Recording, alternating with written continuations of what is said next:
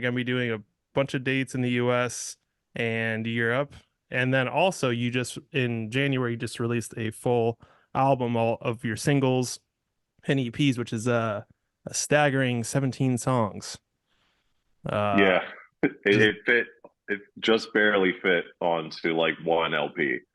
I We that had like is, a that is couple wild. couple seconds on either side, and it was really like it was the plan that we've had all along. We wanted to when we finally did vinyl that we wanted to try to get everything we had done on King Pizza on one record. So the fact that we didn't have to like compromise it, Yeah. uh, like was really nice. And we saw we're like, all right, cool. We got like a couple seconds on either side, and it balanced out well too. So um, yeah, I mean that For was fuck, yeah.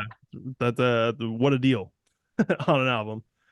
yeah, and then it's basically sold out. Like we had a couple like rarities that came in, from like the printing process.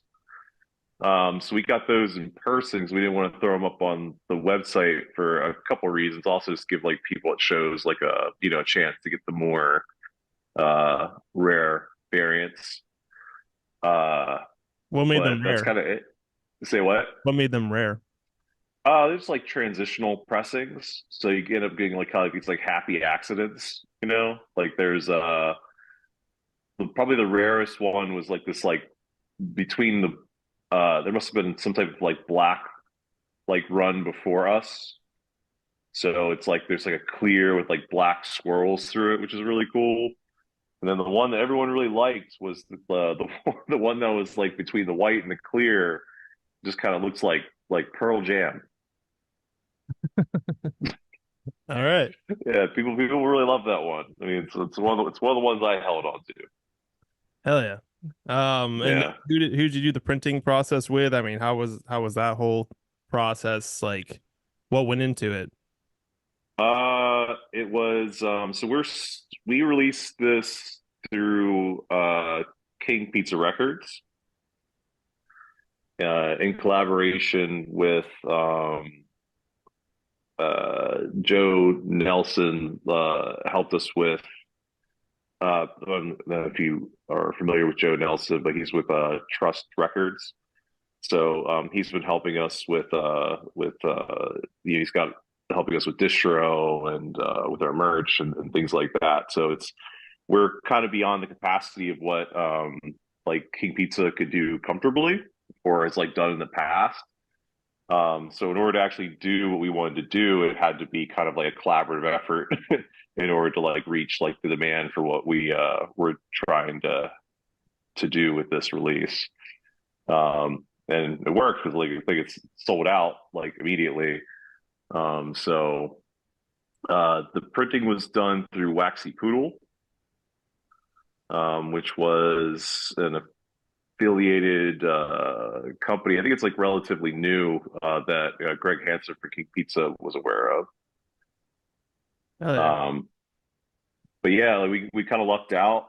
Um, like our popularity changed really rapidly in the last like 9 months. So we What wanted do to you get think this was out the cause before. of that? I mean, it's weird. It's like when something breaks, it's kind of like all at once. So it's like everything kind of starts taking off. I mean, the biggest thing probably at this point that like people in the music industry look at are your Spotify streaming numbers. You know, I'm not sure how much you guys have like rehashed this on your podcast in the past, but it's that decision for Spotify to show streaming numbers and monthly listeners is like one of the reasons why the app is like positioned in the way it is now because it became something the music industry can look at and like anyone can kind of take a peek at that. And it's not the only metric, but it is a very ungameable metric for telling kind of like how a band's doing, at least like hype wise. Yeah. You know, I mean, the streaming numbers are not the end all be all. We go out with bands that we have a significant more amount of streams, but they're cemented. So people aren't necessarily listening to their stuff every day, but you know, they're just cemented in those albums, like yeah, it's a different thing. Like I love bands like Torch, but I can't tell you the last time I listened to a Torch album like this year or something. So it's not like I'm listening like every day, you know. Yeah, what do you I've been blasting your music for a few weeks now. What do you there's something about your music that is very much you can just have it playing and it's like interesting enough you can kind of come in and out and it'll be like this is fucking heavy, this is really cool and I like what they're going with this and the lyrics. Yeah, there's definitely something to your music that's very just put onable and it's everybody can get into it.